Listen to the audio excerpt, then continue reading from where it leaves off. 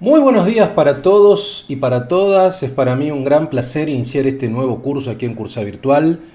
En este caso el tercer curso que estamos iniciando en este año 2023 aquí en Cursa Virtual, cuyo título es Género y Filosofía Francesa y tiene de subtítulo Arqueología de la Teoría Queer.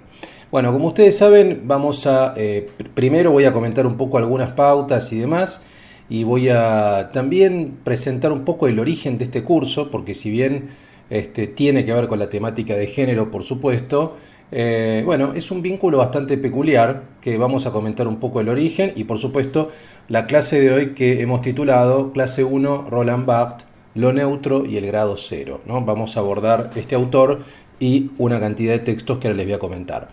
Pero bueno, como les decía, antes que nada, por supuesto, como en todos mis cursos virtuales, aquellos que ya han hecho algunos o aquellos que no han hecho ninguno, por eso siempre lo reitero, les pido que se presenten en el foro de la cursada. Es importante para sus compañeros y para mí también, por supuesto, así sé más o menos de dónde vienen, cuál es su trayectoria, cuál es su formación, por qué les interesó este curso particular, qué elemento o desde qué perspectiva aborda la cuestión del género, si es del punto de vista teórico, del punto de vista político, del punto de vista militante, del punto de vista de la experiencia personal. Bueno, todo eso suma, por supuesto. Así que ese es el primer punto que les quiero marcar, que se presenten en el foro de la cursada y obviamente, lo digo desde el comienzo ya también, que no tengan temor, que no tengan pudor en participar, porque la idea de estos cursos es que, bueno, ese sea el lugar de encuentro, ¿no? El foro es el lugar donde ustedes hacen sus intervenciones, no solamente respecto de las dudas que tengan sobre los conceptos que yo voy a desarrollar, sino cualquier aporte es bienvenido. O sea, cualquier aporte, sea un texto, sea un video, sea un artículo periodístico, una posición personal. Bueno, interactúen también entre ustedes, dialoguen entre ustedes. Quiero estimularlo desde la clase número uno, desde el primer momento, ¿no? Eso por un lado. Por otro lado, comentar un poco sobre este curso antes de arrancar directamente con la clase número uno. Este curso, ustedes saben, nosotros aquí en Cursa Virtual, para aquellos que no lo saben o que no han hecho cursos previos, venimos trabajando en la temática de género ya hace por lo menos, si mal no recuerdo, este es el tercer año, creo, ¿no? Es el tercer año. Hemos dado cursos sobre la filosofía de Judith Butler, hemos dado cursos sobre la filosofía de Paul B. Preciado, hemos dado un curso que se llama Género y Sexualidad, Lecturas Cruzadas, donde vamos viendo diferentes artículos de autoras y de autores sobre varios conceptos, temas o problemas cruzados y vamos enfrentando posiciones o buscando posiciones complementarias, ¿no? Y en este caso vamos a ver un curso que tiene un origen muy claro, que es un libro, un artículo también, y que me parece que es importante, digamos. ¿Por qué? Porque ustedes saben en general cuando uno habla de filosofía queer, o cuando uno habla dentro de las olas del feminismo, digamos, cuando nos situamos en la tercera o la cuarta ola, que son las últimas a partir de 1980, 1990, hasta el presente, por supuesto, ahí tiene un eje fundamental lo que se conoce, como decíamos recién, teoría queer y particularmente el pensamiento de Judith Butler, a quien hemos dedicado aquí en Cursa Virtual, como les dije, seminarios, ¿no? Ahora eso tiene una historia. Eso tiene una historia que nos puede llevar a hacer una arqueología. Arqueología en un sentido Foucaultiano de la palabra, ¿no? O sea, tratando de buscar la historicidad, tratando de buscar en textos previos a la filosofía de Judith Butler, la historicidad, digamos, de la noción de género. Hay nociones previas a la noción de género que funcionan como la condición de posibilidad, que funcionan, sí, como el punto de partida, como el germen, como el elemento larvado de lo que después se va a desplegar fuertemente en el pensamiento estadounidense, porque ustedes saben que la teoría queer es una filosofía estadounidense, particularmente tanto de la costa oeste de California como de la costa este de New York, de San Francisco y New York como dos ciudades fundamentales. Existe una historicidad, una arqueología que uno puede realizar y que situamos en el pensamiento francés. Bueno, sí, y esto es lo que vamos a hacer acá. Por eso hay dos libros que nos van a acompañar durante todas las clases, durante las 8 clases de alguna u otra manera, más presentes, menos presentes, que son estos dos libros. Un poco el libro que disparó este curso es El sexo de los modernos, de Éric Martí. que tiene como subtítulo Pensamiento de lo neutro y teoría del género. Éric Marty es un ensayista francés, fue pareja de Roland Barthes, es el albacea, o sea, quien maneja los fondos de Roland Barthes también, quien lo edita. Y este texto para mí es un libro fundamental que, desde mi óptica, del año pasado, de 2022, probablemente fue uno de los libros más importantes. Conozco de primera mano el texto, digamos, en el sentido de que lo he presentado, de que estuve en contacto con Éric Marty también, digamos, de que lo presentamos en la Escuela de Orientación Lacaniana, en la EOL, digamos, en lo que es el campo psicoanalítico. Conozco al editor, conozco un poco la cocina del texto también, y es un texto que trabaja autores que nosotros, desde el punto de vista académico, venimos trabajando, básicamente Foucault, Derrida, Deleuze, Barthes, un poco menos, pero por supuesto que lo conocemos. Es decir, y lo que trata de hacer este libro es eso, ¿no? Entender la filosofía de Judith Butler en relación con su condición previa, que es el pensamiento francés de la posguerra en adelante, de 1945 en adelante, de la segunda mitad, la filosofía francesa de la segunda mitad del siglo XX, ¿no? Entonces, me parece que es interesante, sobre todo para ustedes, que les interesa la cuestión de género, por eso están aquí, entender que la cuestión del género, que el concepto de género y todo lo que se desprende de ello, desde el punto de vista político, militante y demás, tiene una historia. Y uno puede encontrar esos lazos. De hecho, Butler cita permanentemente autores franceses. Entonces lo que vamos a ver es, bueno, cuáles son las convergencias, cuáles son las divergencias, cuáles son las apropiaciones que hace Butler, tal vez los forzamientos que hace Butler, cuáles son los motivos que movían a los autores franceses a diferencia de Butler.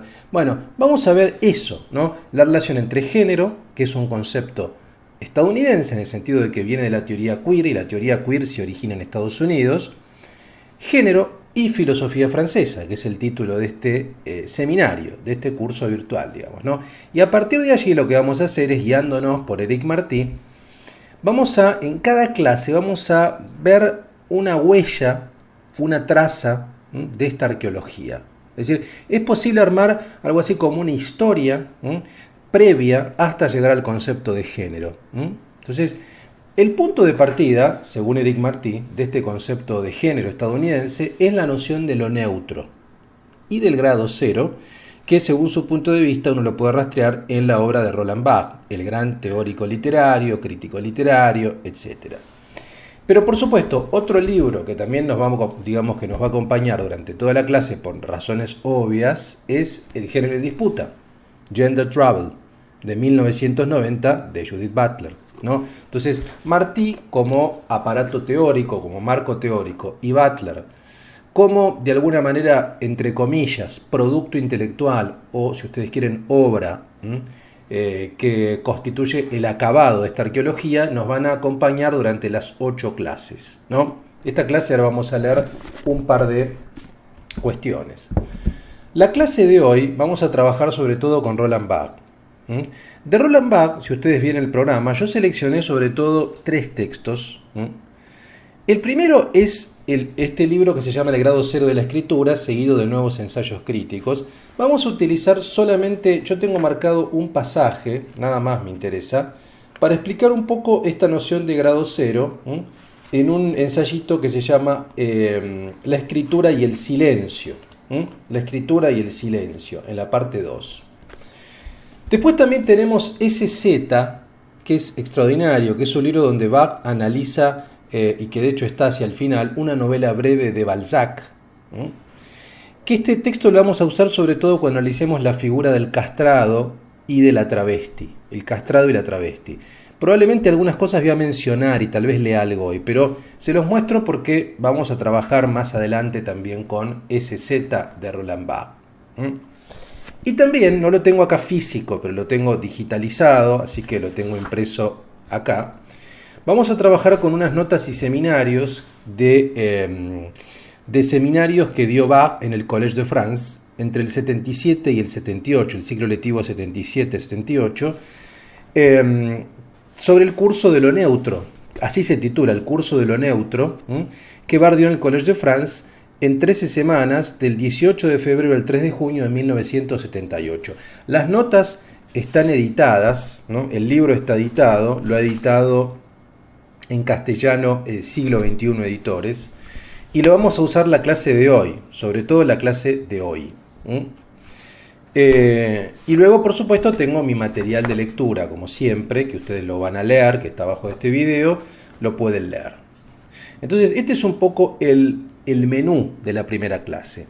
Las primeras clases, como saben los que ya han hecho cursos conmigo, a veces son un poco más extensas, porque tenemos mucho que contextualizar, mucho que decir, así que probablemente nos extendamos más de una hora. Las clases suelen ser de una hora, las que son por video, obviamente. Tal vez esta clase nos extendamos un poco más, lo advierto ya, porque en general tratamos de contextualizar, tratamos de de hacer como un panorama general, ¿no? Bueno, ¿cómo vamos a empezar? Vamos a empezar de la siguiente manera. SZ vamos a dejarlo al costado, por lo menos por ahora, tal vez lo veamos hacia el final de la clase. Yo les dije entonces que este curso va a ser una arqueología de la teoría queer, o sea, vamos a tratar de llegar a la teoría queer desde sus antecedentes, desde sus huellas que vamos a rastrear en la filosofía francesa contemporánea, que es muy útil. A ver, no es solamente un ejercicio que uno podría denominar historicista lo que vamos a hacer, es un ejercicio también para entender de qué manera la teoría queer, que tiene una finalidad no solamente teórica, sino político-militante también, y jurídica y normativa, y tiene un impacto en lo social, por supuesto, cómo está matrizada por el pensamiento francés, porque esto también fue origen de querellas, fue origen de críticas, desde Francia sobre todo, digamos, ¿no? Que ya lo vamos a ir viendo paso a paso. Pero primero quiero decirles cuáles son los conceptos que van a operar como antecedentes de la noción de género y de la teoría queer como aquella teoría que le da origen a la noción de género. La primera es lo neutro y el grado cero. La vamos a ver hoy, a partir de Roland Barthes. La segunda es la noción de différence de Jacques Derrida, que la veremos la próxima clase. O diferencia, lo que pasa que eso, ahí Barthes juega obviamente con el francés, con la pronunciación del francés, ¿no?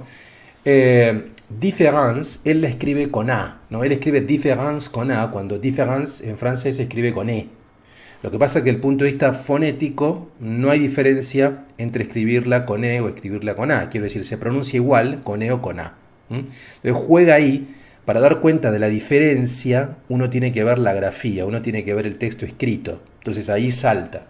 Eso tiene que ver con la teoría de la deconstrucción derridiana, de que la escritura es constitutiva, ¿no? No solamente la oralidad es constitutiva, sino la escritura es constitutiva. Eso nos va a interesar, no tanto por el pensamiento en sí de Derrida, que no lo vamos a desarrollar todo, por supuesto, sino para ver de qué manera esto se conecta con la teoría queer, que toma Butler, sobre todo de la différence, que a veces se traduce como diferencia en castellano. No es, por supuesto que como toda traducción, es traidora. Es diferencia, en verdad es diferencia. Es imposible de traducir este gesto, este juego lexical, porque en francés tiene esta particularidad de la pronunciación, digamos, ¿no? Diferencia a mí no me gusta, pero a veces muchos textos lo traducen como diferencia.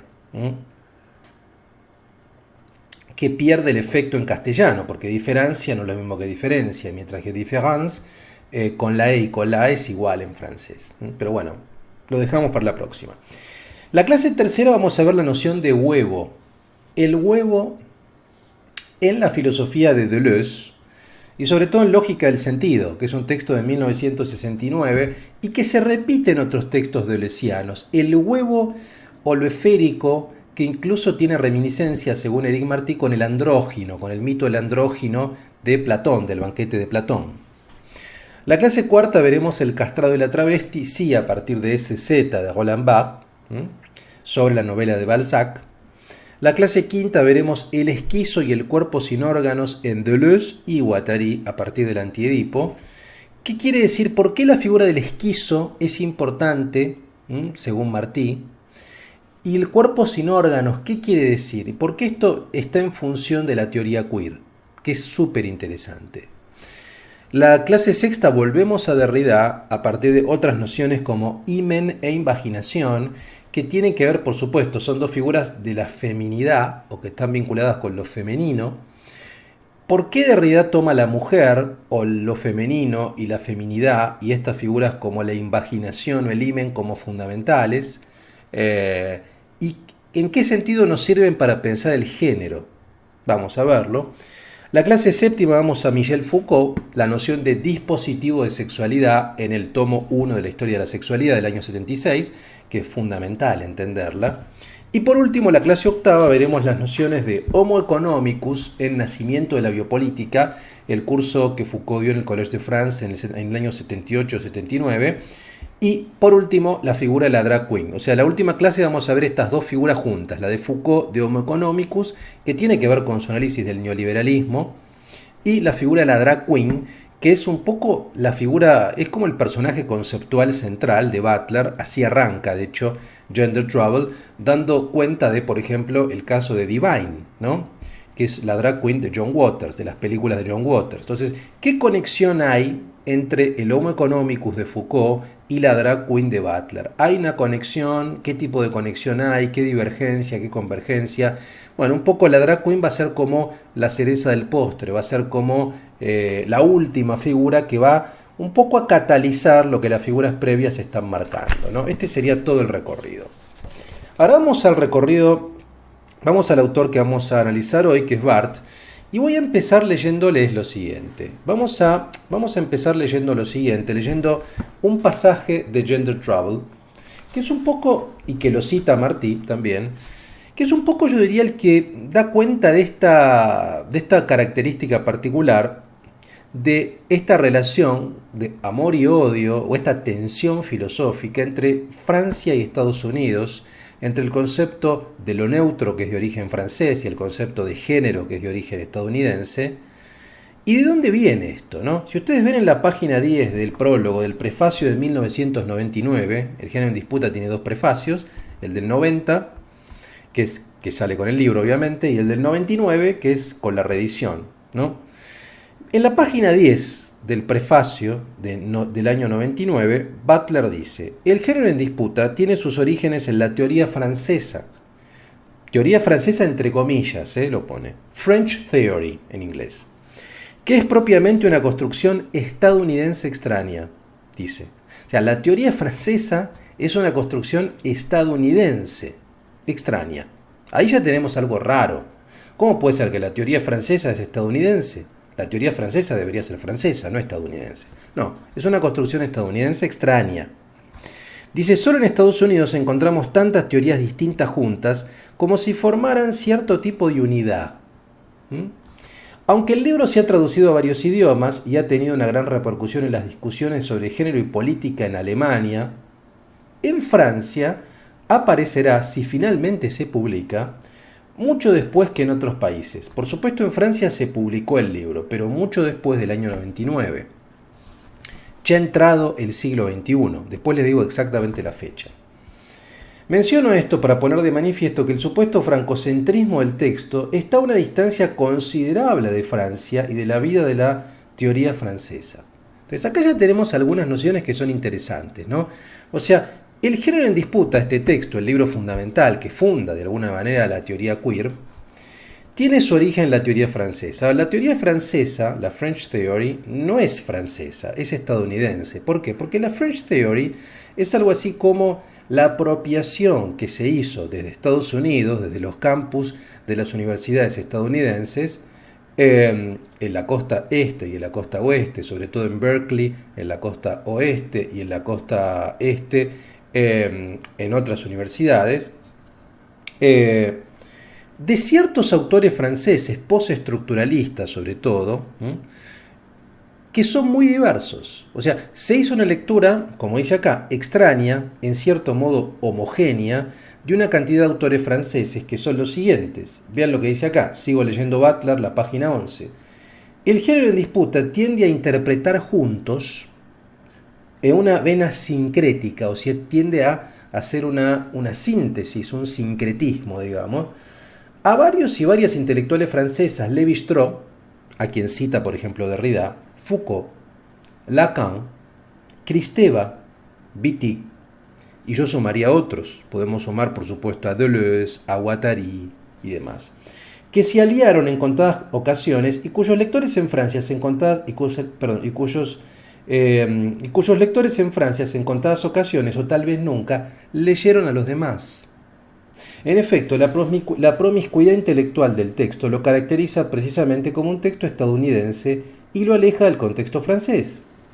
Lo mismo hace su énfasis en la tradición sociológica y antropológica anglo-estadounidense de los estudios de género, que se aleja del discurso de la diferencia sexual originado en la investigación estructuralista.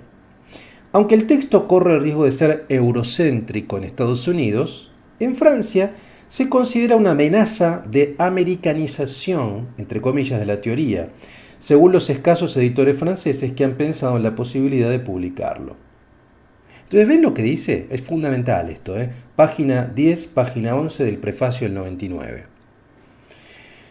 La French Theory es un producto estadounidense que da cuenta, es un producto intelectual estadounidense que da cuenta de la teoría francesa de una manera sincretística o de una manera sintetizadora de una cantidad de intelectuales franceses de la segunda mitad del siglo XX que tiende a interpretar de manera homogénea, borrando sus diferencias, borrando las diferencias de sus lectores, de sus teorías, y además yo agregaría, lo va a decir también Butler, con una finalidad que esos autores y que esas teorías francesas no tienen originariamente. Quiero decir, esta finalidad política militante que va a tener la teoría queer, no lo tienen estos autores franceses, o por lo menos no lo tienen en este sentido. Tal vez, por supuesto que son autores que han tenido militancias, pero en otros aspectos, no en este aspecto, no en el aspecto del género, ni mucho menos de la diversidad sexual, porque son muy previos, digamos, también a este tipo de discurso. ¿Se entiende? Entonces, se da una particularidad con este texto, que es considerado, en Estados Unidos, es considerado un texto eurocéntrico y francófilo. O sea, para los intelectuales americanos, es un texto demasiado francesado. Ahora, porque la filosofía estadounidense es una filosofía analítica en general, una filosofía del lenguaje, una filosofía que dialoga más con la ciencia, con la lógica, que dialoga con la lingüística, ¿no? Que de todas maneras van a ver ustedes, Butler no está ajena a este marco teórico, porque Butler no deja de ser una intelectual estadounidense que dialoga con su propia tradición analítica, pragmática. Esto van a ver que es muy importante. Si bien el texto es francófilo, la recepción de la teoría francesa es hecha desde esa matriz analítica estadounidense. Esto ya lo veremos. Pero por otra parte, como les decía, el texto es visto en Francia como un texto que es americano y que hace una operación de lectura con autores franceses que a los franceses les resulta extraña. Porque lee a Foucault, a Derrida, a Lacan, al psicoanálisis en general, a Lévi-Strauss, a Wittig, a Kristeva, de un modo extraño.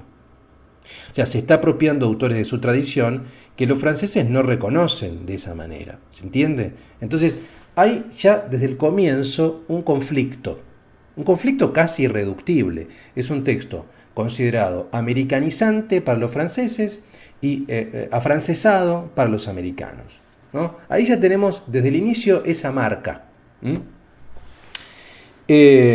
Más adelante, esto es lo que originó también que en Francia se haya publicado mucho tiempo después, lo cual uno diría es extraño, porque ¿por qué si una autora que es tan francófila tuvo una recepción tan complicada en Francia? Y esto también origina que incluso el feminismo francés se haya resistido bastante. Recién yo les diría los últimos 10 años, 15 años, la filosofía butleriana ha calado en Francia, recién hace muy poco, ¿no? ¿Por qué? Porque el feminismo francés viene marcado desde Simone de Beauvoir, tiene otro tipo de referencias, por supuesto la propia Monique Wittig, Kristeva, tiene otro tipo de referencias y tiene otro tipo de campo cultural, muy distinto al campo cultural estadounidense, que esto después si quieren lo podemos charlar también, o sea, viene de otro tipo de formación. Entonces, eso también originó que haya habido resistencia en la publicación del texto, que finalmente se termina publicando, pero mucho tiempo después. Entonces, tenemos esta paradoja de la teoría francesa o la French Theory, que la French Theory no es un producto francés, es un producto estadounidense y que hace una operación con autores franceses que es extraña para los propios franceses, ¿no? Entonces ahí ya tenemos un conflicto. Dice, desde luego, sigo leyendo un poco más, la teoría francesa no es el único lenguaje que se utiliza en este texto.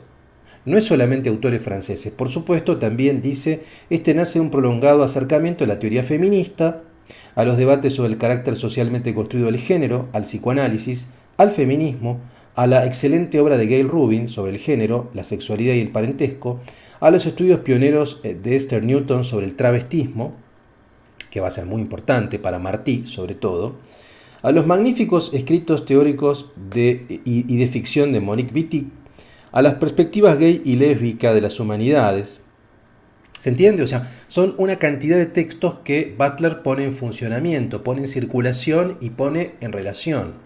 Entonces, es un texto fundamental, Gender Trouble, que además tampoco ha sido un libro básicamente academicista, digamos, ¿no? Nace sobre todo, como Butler va a explicarlo, también producto de su vínculo con cierta movida under, digamos, ¿no? De la década del 80 en New York, en San Francisco, con su vínculo con la cultura ball, por supuesto, o sea, con las drag queens, ¿no? Con los chicos, sobre todo latinos, chicos y chicas latinos y afroamericanos, ¿no? Es decir, nace básicamente con el contacto con este tipo de socializaciones y de experimentaciones performáticas.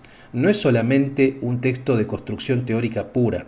La teoría, de alguna manera, está muy como encabalgada con este tipo de experimentación estética, genérica, sexual, del under neoyorquino y californiano. Entonces, esto es importante tenerlo en cuenta. Este es el punto de partida. Dejamos por un lado ahí. Vamos ahora al texto de Martí. En relación con esto que leí de Butler, en la página 18, vean lo que dice Martí. Dice, en efecto, contrariamente a las grandes invenciones teóricas precedentes, que en muchos casos eran europeas, el gender, él le llama gender a la teoría de género, es sin duda una invención americana que atestigua a la vez la hibridación de las culturas y los pensamientos universalizados y el carácter profundamente nacional de los discursos que los vehiculan. Una de las lecciones que he sacado de la escritura de este libro es que era precisamente en razón inversa de una presunta influencia francesa de la tan mal llamada French Theory, que el discurso de los gender podía percibirse a sí mismo como la expresión más evidente de la ideología americana. Uno de los motivos por los cuales la mayoría de las citas precedentes de los Gender Studies adoptan en este libro una presentación bilingüe obedece así a que una parte determinante de sus mensajes es indisociable del inglés, el de los Estados Unidos. Entonces, claramente acá Martí dice, bueno, sí, la French Theory, esa mal llamada French Theory, es un producto netamente estadounidense, a tal punto que voy a utilizar mucho el inglés. Van a ver que muchos conceptos a los cuales recurre Martí, que por supuesto los toma de Butler, los mantiene en inglés, ¿no? Esto es importante. Entonces, les leo un poquito más, a fin de la página 18-19, dice, para ello me pareció esencial proceder ante toda una suerte de confrontación de la aventura de los gender, que son estadounidenses, con la biblioteca francesa que había constituido sus condiciones de posibilidad. Un poco el curso va a ser esto, poner en evidencia esta confrontación. Lo que llamaremos en un primer momento la modernidad, es decir, la generación que desde mediados de la década de 1950 hasta los 80 participó en la aventura estructuralista y postestructuralista. Y lo que llamaremos en un segundo momento, de manera más limitada, el pensamiento de lo neutro. ¿Se entiende? Entonces, lo que Martí está haciendo y que vamos a hacer en este seminario es poner en relación estos dos elementos, ¿no? De qué manera Butler se vale de los conceptos de la filosofía estructuralista y postestructuralista francesa de la segunda mitad del siglo XX y particularmente de lo que él llama el pensamiento de lo neutro, que vamos a ver hoy, digamos. ¿Qué es lo neutro? ¿Por qué lo neutro? ¿De dónde sale esta figura de lo neutro? ¿Y por qué, según su punto de vista, lo neutro es el antecedente primigenio del género? ¿Por qué? ¿No? Un poco más, bueno, después tenemos lo de SZ y demás. Vean lo que dice en la página 30. En la página 30, dice, Judith Butler pone además en evidencia la ambigüedad de su propio proceder, visto como europeo en los Estados Unidos y como americano en Europa, esto que dice la propia Butler en el prefacio. Pero hay algo más aún significativo, porque Butler designa con claridad la French Theory, en la que el género en disputa tiene sus raíces, como un espacio de pensamiento que de francés solo tiene el nombre. Y es en realidad una curiosa construcción americana, esto que recién que recién decíamos. En inglés es A Curious American Construction, confesión irónica de una suerte de hold-up, donde la aparente conquista de los campus americanos, de la que ciertos pensadores franceses pudieron enorgullecerse ingenuamente, se asemeja a todas las conquistas, un suicidio mediatizado en el que el conquistador se convierte en el conquistado, como el ladrón robado del que habla Hegel con tanta profundidad en la referencia intelectual de sus artimañas en la fenomenología del espíritu. Se publicará en Francia mucho más tarde, bueno, acá está reponiendo la cita, básicamente que recién decíamos de la publicación posterior y demás. Pero vean lo que está diciendo acá, digamos, ¿no? Tenemos que leer la teoría queer butleriana y el concepto de género como un producto netamente americano, ¿no? Como una confesión irónica en esta relación con la French Theory. Vamos a dejar acá lo de Martí, después seguramente vamos a volver, porque quiero entrar entonces en el primero de estos antecedentes de la teoría de género, que es el concepto de lo neutro. Y para eso tenemos que dar cuenta de Roland Barthes, ¿no? Les voy a leer para iniciar, ahora vamos a mi material de lectura, de este texto que es el grado cero de la escritura, que es un texto que no hay que confundir, ojo, porque van a ver que Martí menciona dos textos. Uno es el grado cero de la escritura, que es un artículo publicado el 1 de agosto de 1947, como el artículo fundador de Roland Barthes, que a partir de ese artículo Barthes define la noción de grado cero de la escritura, que va a retomar en un montón de textos más. Este libro es un libro de 1972, en francés se publicó, la primera edición en español es del 73, donde también da cuenta de grado cero, así como también dar cuenta en sus seminarios del Collège de France del 77 y 78, que también vamos a leer. ¿Se entiende? Entonces es una expresión grado cero, o una noción si ustedes quieren, que nace en el año 46 en este artículo publicado en la revista Combat de Albert Camus, y que después Barthes repone en otros textos, y que según Éric Martí es la piedra fundante para entender la noción de género de Butler. Les voy a leer un fragmento de este texto del 72, no del 46, del 72, de la parte 2, que se llama La escritura y el silencio, la página 78. Acá Barthes está hablando del lenguaje de Mallarmé, del gran poeta Stéphane Mallarmé, ¿no? Y vean lo que dice. Dice, en el mismo esfuerzo por liberar el lenguaje literario se da otra solución, crear una escritura blanca, libre de toda sujeción con respecto a un orden ya marcado del lenguaje. Una comparación tomada de la lingüística quizá pueda dar cuenta de este nuevo hecho. Sabemos que algunos lingüistas establecen entre los dos términos de una polaridad singular-plural, pretérito-presente. ¿Se entiende lo que está diciendo? O sea, hay polaridades. Acá está hablando en términos del lenguaje. El lenguaje establece polaridades, ¿no? Por ejemplo, singular-plural. Si ustedes ven cómo se constituyen los verbos, ¿no? Las formaciones verbales se constituyen así. Yo, tú, él, nosotros, vosotros, ellos, ¿no? Singular, plural. Yo, por ejemplo, nosotros. O, por ejemplo, pretérito presente, ¿no? El pasado y el presente. Yo había, yo hago esto, yo había hecho, yo hice, ¿no? En polaridades, ¿no? Binarias, polaridades binarias.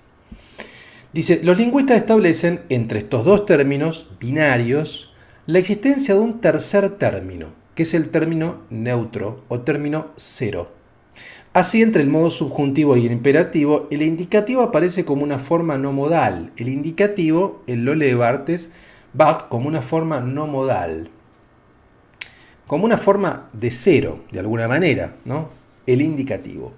Guardando las distancias, la escritura en su grado cero es en el fondo una escritura indicativa, o si se quiere, amodal. Sería justo decir que se trata de una escritura de periodista si precisamente el periodismo no desarrollara por lo general formas optativas o imperativas, es decir, patéticas.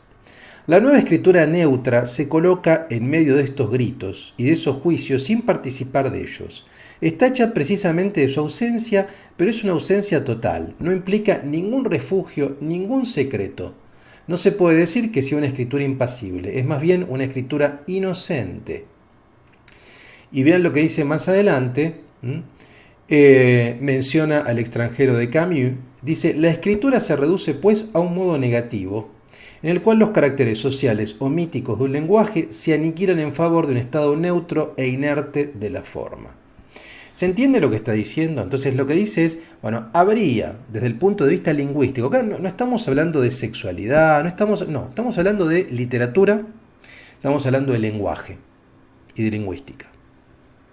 Lo que está diciendo Barthes es lo siguiente, los lingüistas determinan un tercer término, o un término neutro, así le llama él, o un término cero, que se diferencia de la polaridad singular-plural o pretérito presente que él identifica, por ejemplo, entre el subjuntivo y el imperativo al indicativo. El indicativo sería la forma de graficar este término neutro o cero. Que tiene ciertas características, por ejemplo, que es una escritura que tiene que ver con la ausencia, que dice acá, que es amodal, y yo agregaría que es impersonal, ¿no? Básicamente, cuando hablamos de lo neutro, estamos hablando de lo impersonal, lo cual es muy interesante, porque van a ver después cómo se conecta esto con la cuestión sexogenérica, digamos, ¿no? En francés tenemos una expresión que es el on. El on es el impersonal, el se dice, se habla. ¿Se entiende? Esta sería la idea. Se dice, se habla, el se. Hay una forma de hablar así, de manera impersonal, que es una manera neutra, que tiene que ver con la despersonalización, que tiene que ver con una visión desubjetivada o desubjetivante, que no declina. Esto es lo que está diciendo un poco Barthes en este texto, ¿no? Y que él lo caracteriza con la ausencia, ¿no? Con la ausencia, con la escritura blanca. ¿Por qué? ¿Por qué creo yo, digamos, no? Porque me parece que en la ausencia de la escritura blanca precisamente lo que no hay es una articulación de una particularidad. No se sabe si es singular o plural. No se sabe si es femenino o masculino. Es neutro, es blanco, es ausente. ¿Se entiende? Ya de a poco se va viendo esta relación con la cuestión sexogenérica. Ahora, si vamos por ejemplo a las notas y seminarios en el Collège de France del año 78, que tengo acá también, bueno, en el prefacio hablo un poco del origen de estos textos. En la página, por ejemplo, en la página 72, insiste otra vez con esta expresión escritura blanca, ¿no? Dice el silencio como signo, el silencio, la ausencia, todo esto tiene que ver con el grado cero de la escritura, ¿no? La no declinación. Dice, se sabe que en música el silencio es tan importante como el sonido, es un sonido también un signo. Se encuentra aquí un proceso que me impresionó en Le degré zéro de l'écriture, ¿no? En este texto, el grado cero, y me ha obsesionado desde entonces. Lo que es producido contra los signos, fuera de los signos, lo que es producido expresamente para no ser signo, es recuperado rápidamente como signo. Es lo que le sucede al silencio. Se quiere responder al dogmatismo con algo que desbarata los signos, el silencio. Sin embargo, el silencio mismo adquiere el aspecto de una imagen o de una postura más o menos estoica sabia. ¿Se entiende lo que está diciendo?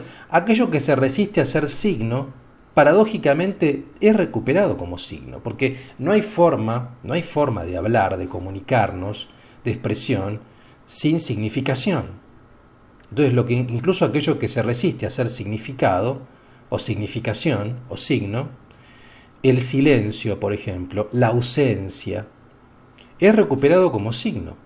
¿Se entiende? Es más, es lo que posibilita incluso la articulación de la diferencia. Esto lo vamos a ver con Derrida la próxima clase, ¿no? Cuando Derrida marca que la différence es fundamental para la constitución del sentido, está diciendo esto. No podemos entender, a ver, algo tan simple como esto. Les voy a poner un ejemplo muy simple. ¿Ustedes cómo leen? Cuando uno lee un texto. Si yo escribiera una seguidilla de palabras sin ningún tipo de separación, una palabra al lado de la otra, ¿entenderían? Y no. O por lo menos tendrían mucha dificultad para entender. Ahora, si yo escribo cada palabra separada con un espacio en blanco, ¿entienden? Sí.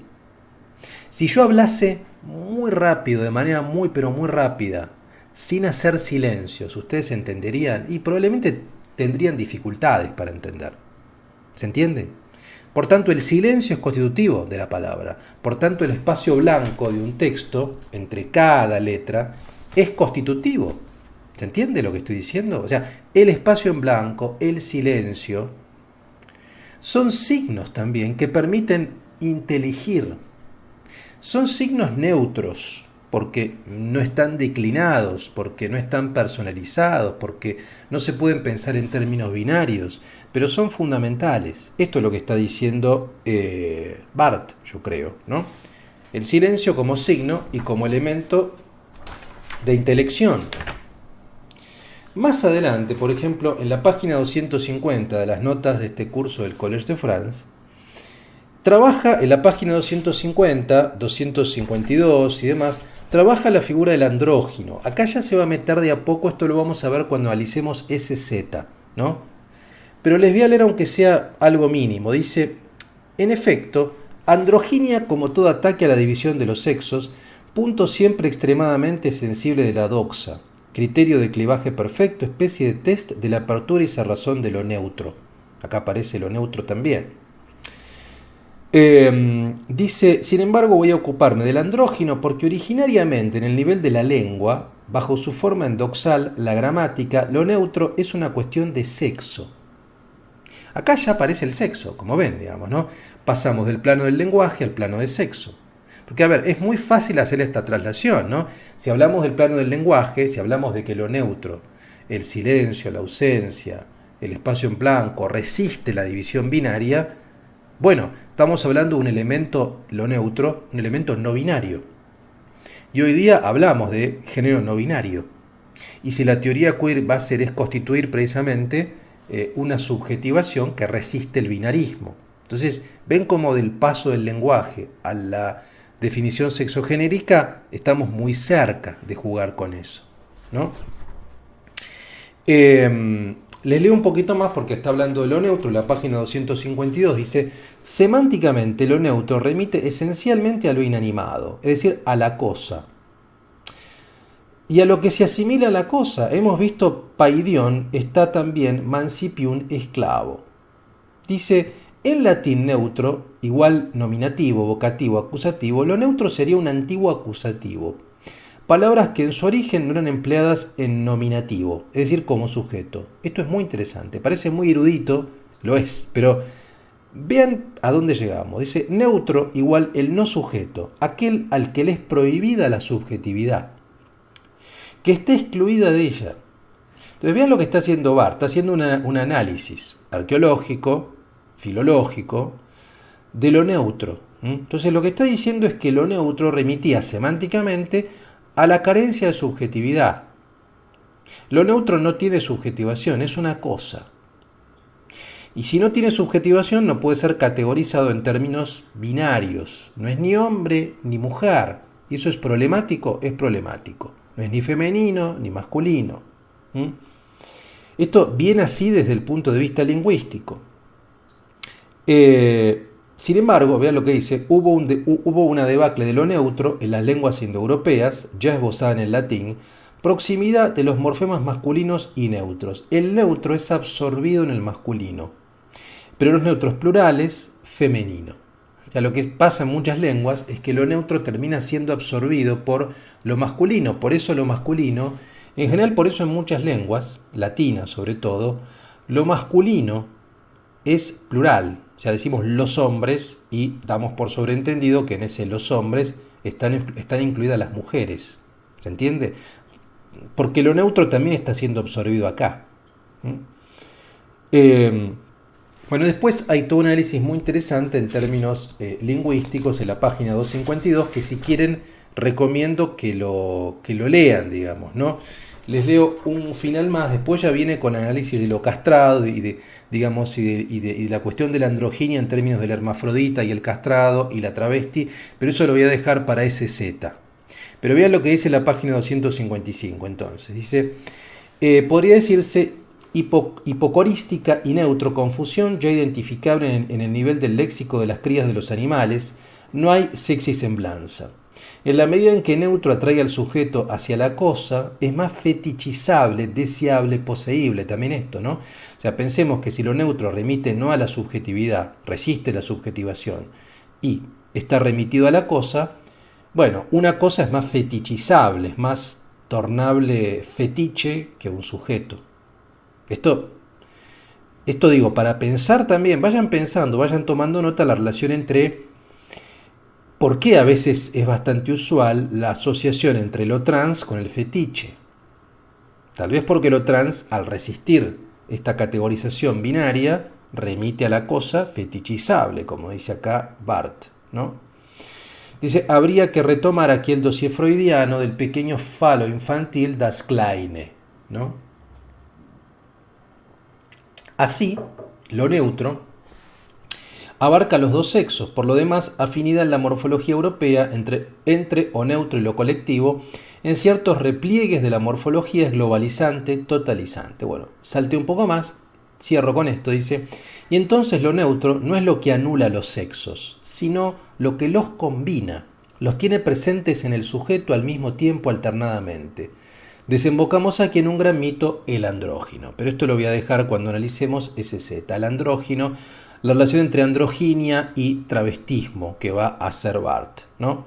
Entonces, en principio, algunos elementos son interesantes de lo que está marcando, ¿no? La idea esta de que, bueno, lo neutro remite a la resistencia a la subjetivación, se asocia más a la cosa, ¿no?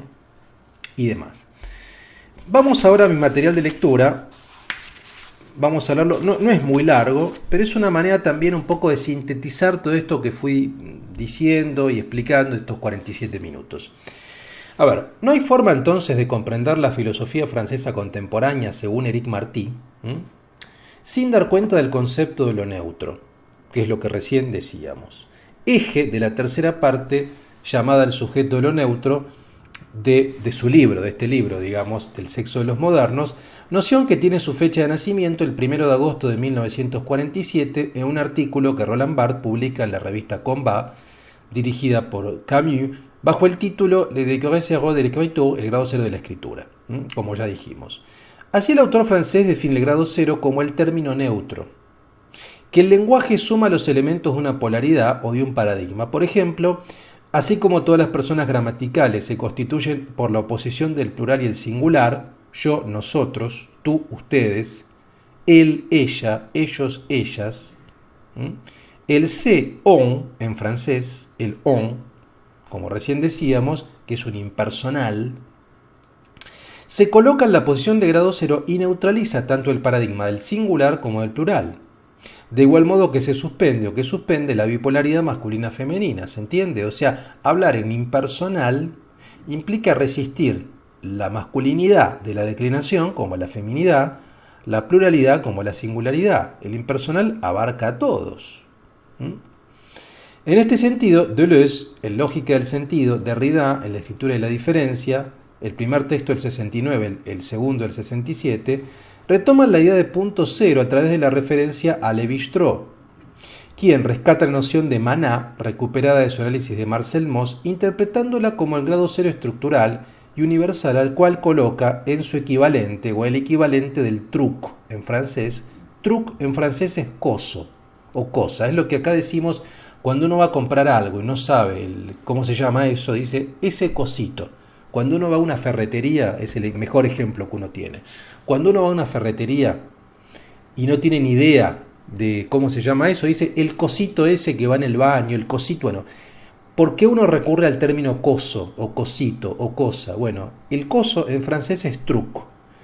El coso es neutro, también. Esto lo retoma, digamos, esta referencia a Lévi-Strauss a su vez es tomada de Marcel Mauss, que es su autor, que habla de maná, la noción de maná, ¿no? Lévi-Strauss interpreta la noción de maná como truco. Es algo así como un significante, como decimos acá, flotante, ¿no? Dice, o el mayán es otra palabra en francés que es chirimbolo, coso, ¿no? Que asocia con un significante flotante, vale decir, al término que es empleado cuando nos falta una palabra precisa. Ese término que es coso, cosa, cosito, al cual uno recurre cuando nos falta la palabra precisa, que es un significante flotante, de alguna manera también es una expresión neutra, porque el coso no es ni femenino, ni masculino, ¿no? Ni plural, ni singular, no se sabe bien, es un coso, es un mayán, es un truco. En consecuencia, según Martí, lo cito, lo neutro es entonces una especie de arma conceptual extremadamente eficaz y profundamente agresiva de expresión contemporánea del mundo al que en lo sucesivo es preciso enfrentar. Fin de la cita. Esto lo cita en la página 247 del Sexo de los Modernos. En este sentido, para Martí, el recurso conceptual de lo neutro se convierte en un instrumento que tiene por finalidad la desregulación de las posiciones tradicionales que fundan la diferencia sexual. Acá ya estamos viendo, ¿no? Entonces, ¿por qué lo neutro es tan importante? Porque lo neutro desestabiliza, desregula, desestructura la fundación de la diferencia sexual. Si estamos diciendo que lo neutro imposibilita esta asignación en un sentido o en otro, es porque desregula, desestabiliza esa oposición binaria. De igual modo, dice Martí, que es la condición de posibilidad para fundar un sujeto perverso. Vamos a ver esta expresión de perversión, que es muy usada por los autores franceses, que por supuesto remite al psicoanálisis, pero que es leída no necesariamente en ese sentido, ¿no? La clave para comprender el sexo de los modernos, no como el título de Martí en general, el sexo de la modernidad, digamos, es decir, de la segunda mitad del siglo XX en adelante, será precisamente esta cualidad neutral. Esta neutralización del paradigma de la diferencia sexual hallará en modalidades alternas al sujeto su personificación más palmaria. Se trata de un sujeto que no emana de un proceso de subjetivación individual. O sea, lo neutro, esta prioridad de lo neutro, nos va a llevar a pensar un sujeto, por supuesto, no binario, un sujeto que resiste la asignación binaria, un sujeto vinculado con cierta perversidad, ya veremos por qué, entre comillas, perversidad. No hay posibilidad de lo neutro entonces sin sujeto perverso que lo instituya. Esta neutralidad perversa será claramente sin rostro. Deleuze utiliza mucho esta figura del rostro, de la rostridad, visagete en francés. Un poco lo contrario es la ausencia de rostridad, digamos. ¿Por qué? Porque la rostridad implica la subjetivación, implica la identidad fuerte. Un rostro es una identidad fuerte, marcada. Lo neutro precisamente es la ausencia de rostro. Si es lo que impide la asignación, la identificación, el binarismo, precisamente lo neutro es lo que desactiva, ¿no?, el rostro, lo que borra el rostro, digamos, ¿no? Tal como sostienen Deleuze y Guattari. Ahora bien, si el neurótico es el hombre moderno, alienado, entronizado como víctima, Freud hace del neurótico su personaje conceptual fundamental. El perverso, por el contrario, ofrece la salida, la fuga para escapar a la enfermedad contemporánea de la neurosis. El perverso se opone al neurótico en este sentido, porque el neurótico es alienado, es sin fuga posible, digamos, ¿no? No tiene ningún tipo de ejecución posible, se queda permanentemente pedaleando en el vacío, no toma decisiones, mientras que el perverso no, fuga, hay una fuga, digamos, hay una construcción de la fuga. Ahora vamos a ver esto, ¿no? Sin embargo, como subraya Martí, el término perverso será gradualmente dejado de lado durante la década del 60 por estos autores franceses, por Barthes, por Derrida, por Deleuze y Guattari, para adoptar otros significantes. En lugar de perverso van a tomar otras figuras lexicales. En el caso de los autores del Antiedipo emplearán la noción de esquizo, que ya vamos a ver, que si bien se prestaba malentendidos, Deleuze y Guattari remarcan que no hace referencia al esquizofrénico clínico, ¿no? El esquizo para Deleuze y Guattari no necesariamente es la esquizofrenia clínicamente hablando, ni el esquizofrénico como enfermo mental, digamos, ¿no? Esto lo aclaro ya lo vamos a analizar más adelante igual.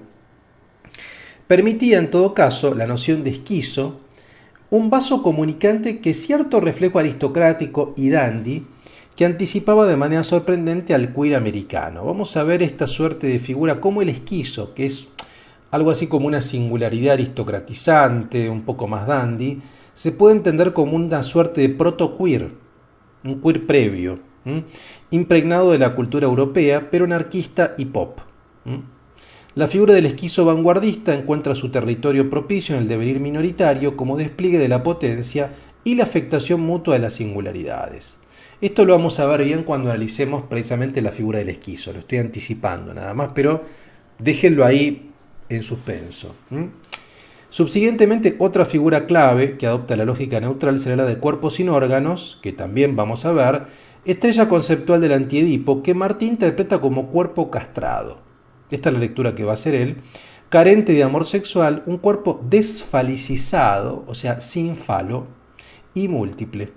Dinámica deleuziana que se mantiene desde presentación de Sacher-Masoch, un libro de Deleuze, una suerte de interpretación del masoquismo como pansexualismo, que esto también ya lo veremos, ¿no? O sea, presentación de Sacher-Masoch es un texto breve de Deleuze en solitario del año 67, donde analiza la obra del autor de La Venus de las Pieles, de Sacher-Masoch, que de ahí viene Masoch, es la raíz de masoquismo, digamos, ¿no? Oponiendo a Sade, que es el autor que origina el sadismo, digamos, ¿no?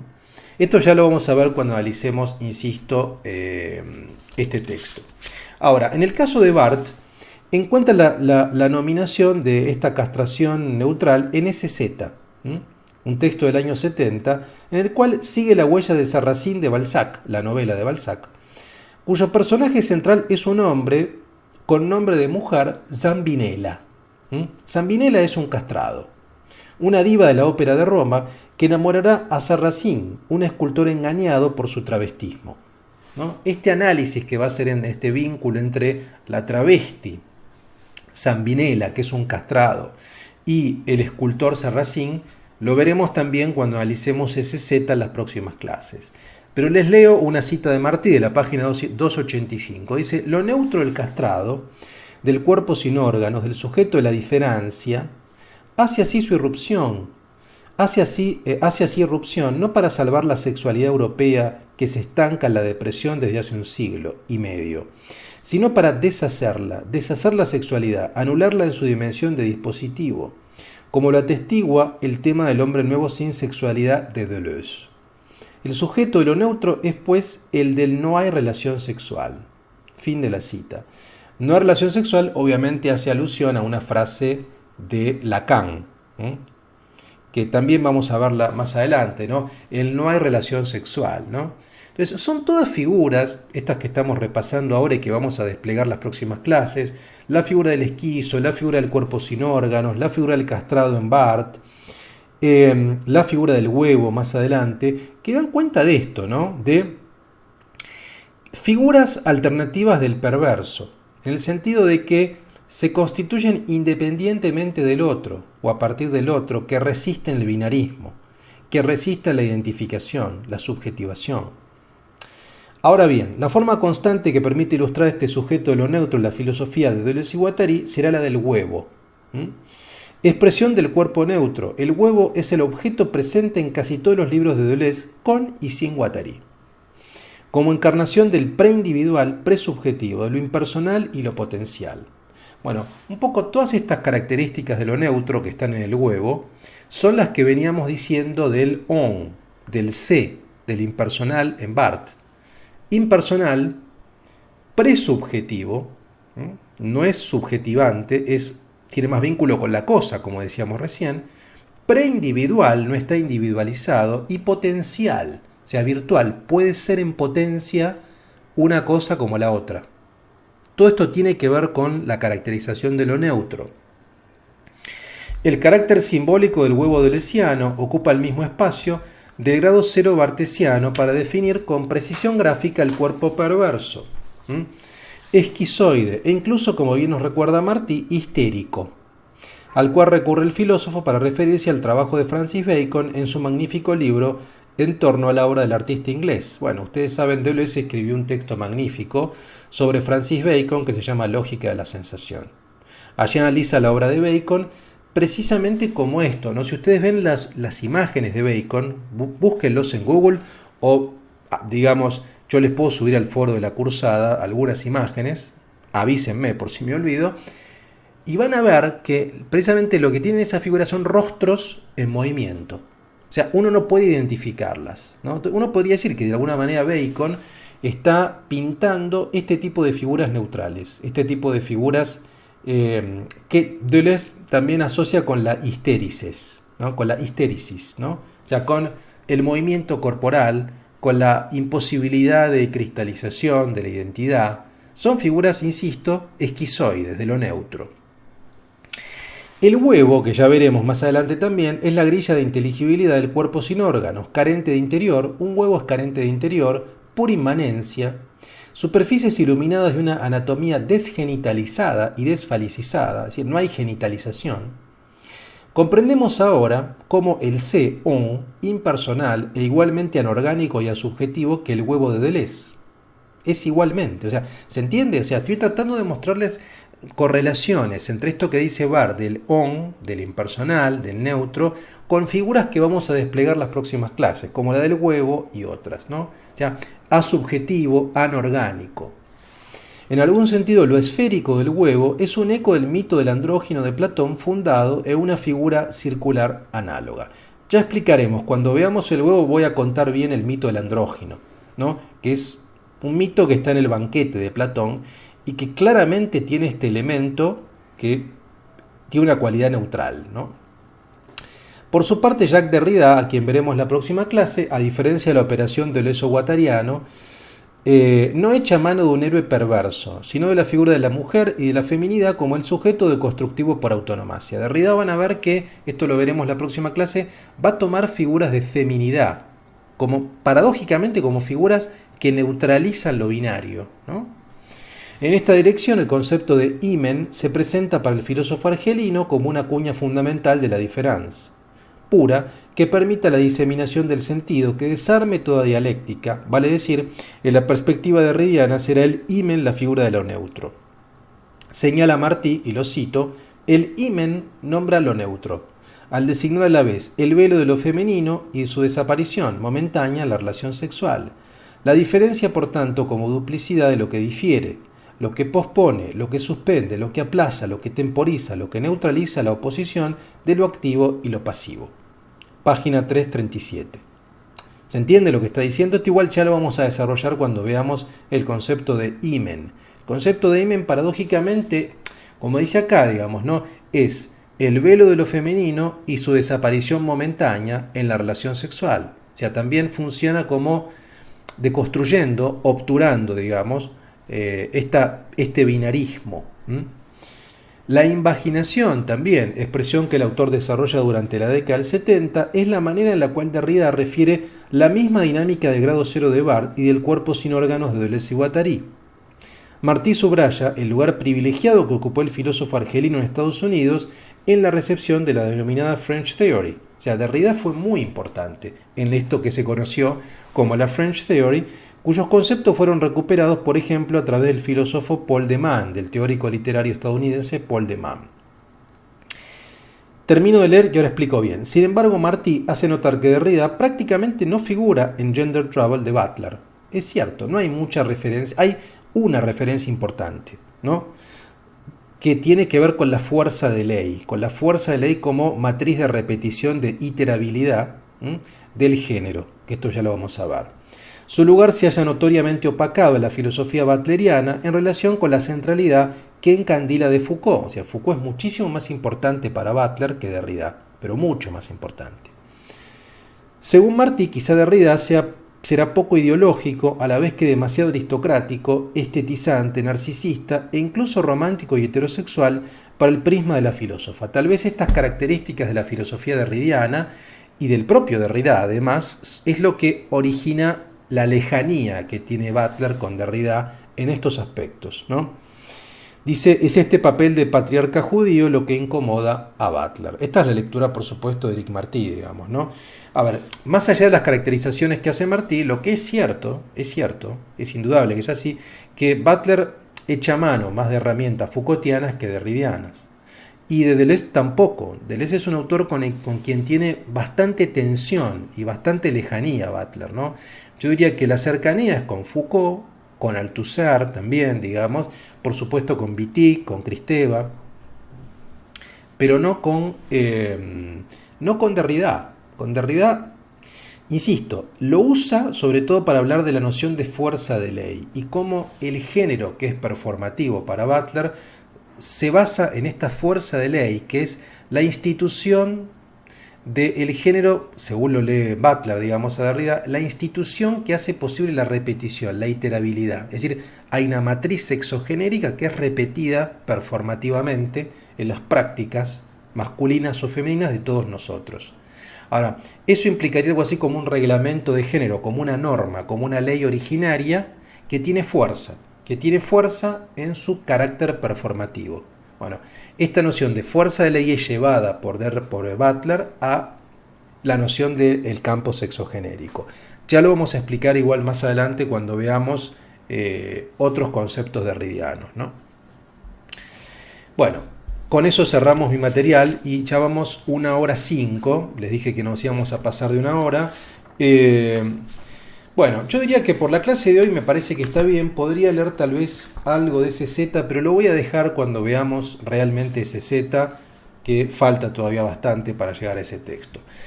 Quiero que quede más o menos claro esto, ¿no? Que quede claro primero este origen de la French Theory tensionado al interior de Estados Unidos, esta tensión entre Estados Unidos y Francia, esta apropiación particular que hace Butler de los filósofos franceses, por un lado, y por otro lado, esta arqueología que hace Eric Marty de los conceptos precedentes que nos van a llevar, al final del día, al concepto de género estadounidense. Entonces, en este marco de esta arqueología, el primero es la noción de lo neutro y lo grado cero que está en Barthes. Lo neutro como aquello que, en tanto expresión de la impersonalidad, se resiste a una categorización binaria y subjetivante. Esto es lo que quiero que quede claro de la clase de hoy. Es lo más importante. Bueno, espero que les haya interesado. Espero que cualquier cosa, cualquier duda, cualquier consulta, escriban al foro de la cursada, que nos encontramos allí. Todo aporte es bienvenido, así que no tengan miedo, no tengan pudor. Quiero que todos y todas lo hagan, así que participen. Bueno, y con esto cerramos la clase primera y seguimos la próxima clase con nuestro curso de Género y Filosofía Francesa aquí en Cursa Virtual, en este caso veremos la próxima clase la noción de différence de Derrida, en este marco de la arqueología de la teoría queer. Así que disfruté mucho esta primera clase, espero que ustedes también. Y nos vemos en una semana en este curso hermoso aquí en Cursa Virtual. Un fuerte abrazo a todos y a todas.